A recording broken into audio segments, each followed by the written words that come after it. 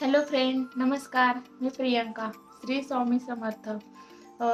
आज मी हा ब्लॉग का बनवते आहे हे तुम्हाला सांगायचं आहे. तर तुम्ही टायटल पाहिलंच असेल की मी आज कशाबद्दल बोलणार आहे ते.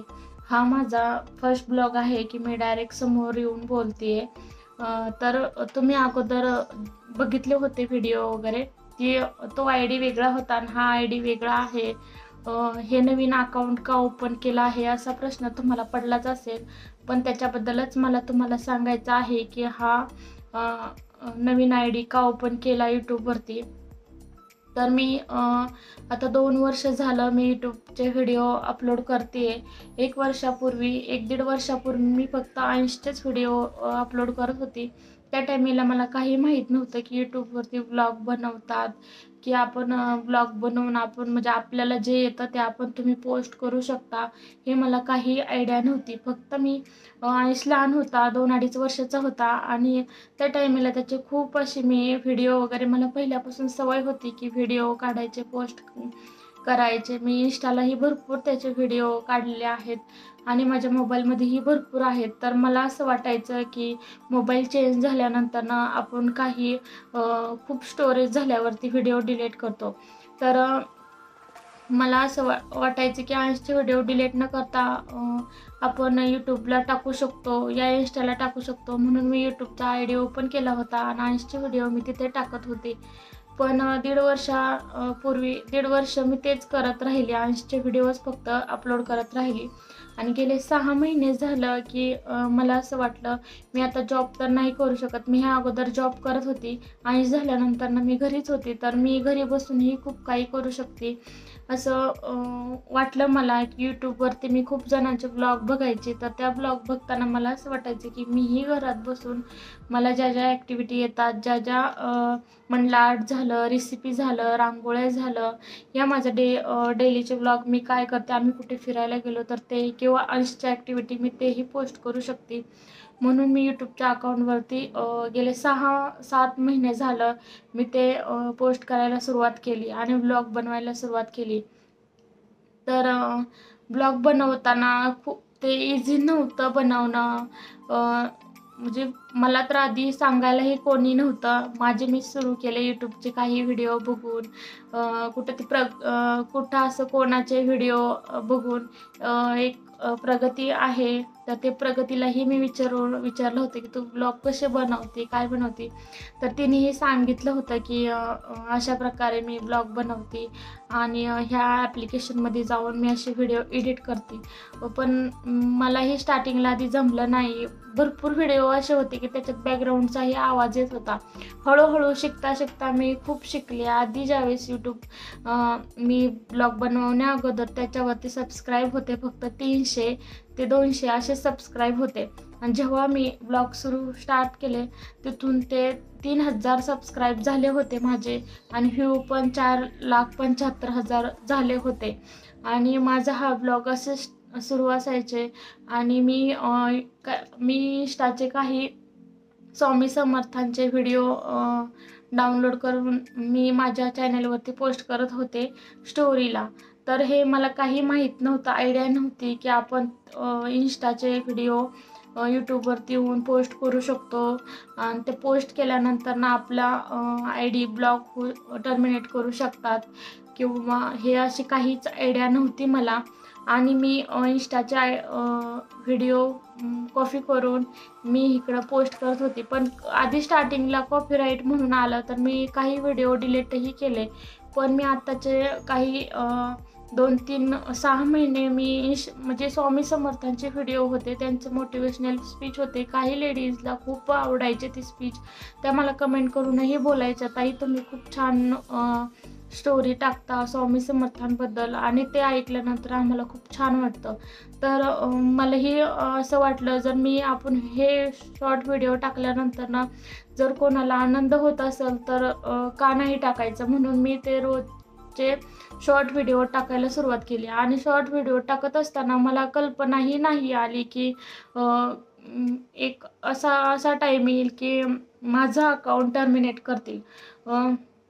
मी ओल्या खोबऱ्याची बर्फी बनवली, हा व्हिडिओ मी पोस्ट केला. त्याच्यानंतर स्वामी समर्थांची स्टोरी पोस्ट केली आणि त्यानंतर मी 5 या 6 मिनिटांनीच मी तो व्हिडिओ पुन्हा बघायला गेली, तर माझा यूट्यूब अकाउंट लॉक असा मला दिसल्यानंतर मी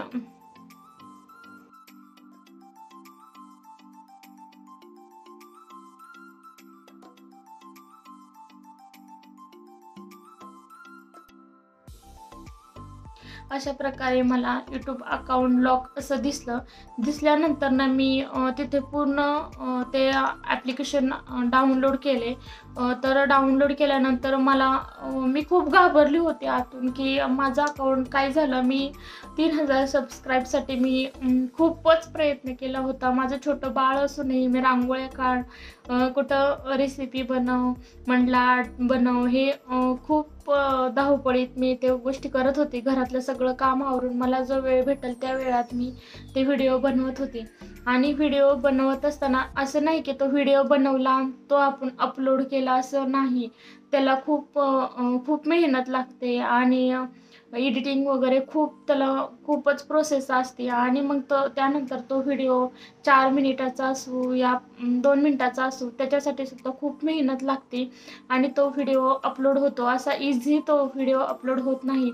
आणि मला ज्यावेळेस समजलं की माझं यूट्यूब अकाउंट आता ओपनच होत नाही आहे, तर आयुषचे पप्पा आल्यानंतर मी त्यांना दाखवलं की माझं यूट्यूब अकाउंटला हे असं काय झालं आहे की असं का आलं आहे. ते पूर्ण रात्र मला झोपच नव्हती. सतत विचार येत होता की माझ्या अकाउंटला असं अचानक काय झालं. आणि दुसऱ्या दिवशी मी योगाला जात असताना 6 वाजता मला तो मेल पाहिला की तुमचं यूट्यूबचं अकाउंट टर्मिनेट केलं आहे.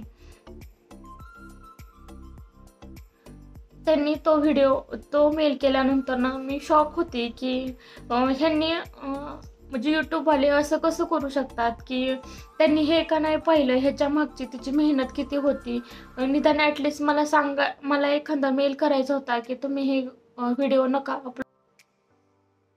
मला वाईट ह्या गोष्टीचं वाटतं की त्यांनी माझं अकाउंट टर्मिनेट करण्या अगोदर मला एखादा मेल करायचा होता की तुमचं अकाउंट आता टर्मिनेट करणार आहे. त्या अगोदर मी माझे आयुषचे लहानपणापासूनचे खूप व्हिडिओ होते की तिथे मी अपलोड करत होते आणि खूप अपलोड केले होते. मला त्या व्हिडिओसाठीच खूप वाईट वाटतं की माझ्या बाळाचे व्हिडिओ मोबाईलमध्ये डिलीट होतील म्हणून मी यूट्यूबला टाकत राहिली.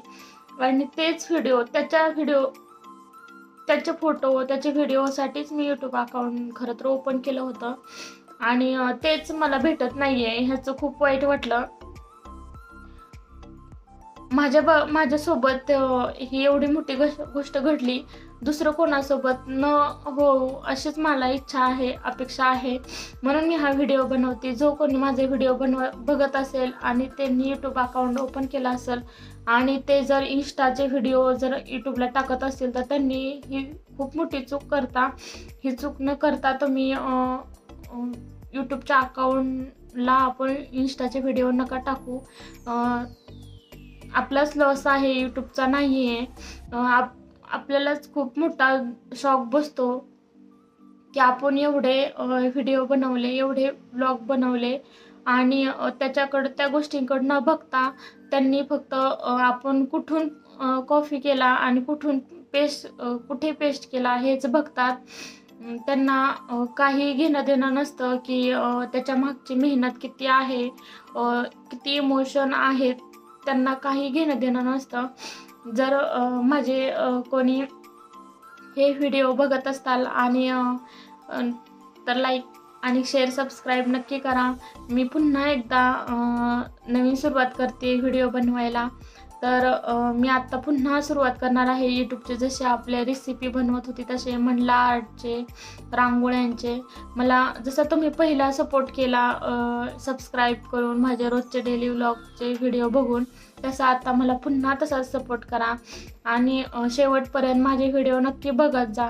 आवडल्यास लाईक शेअर सबस्क्राईब करा आणि थँक्यू. मी इथंच माझं बोलणं संपवते आणि हे नवीन अकाउंट आहे तर नक्की सपोर्ट करा तुम्ही. थँक्यू.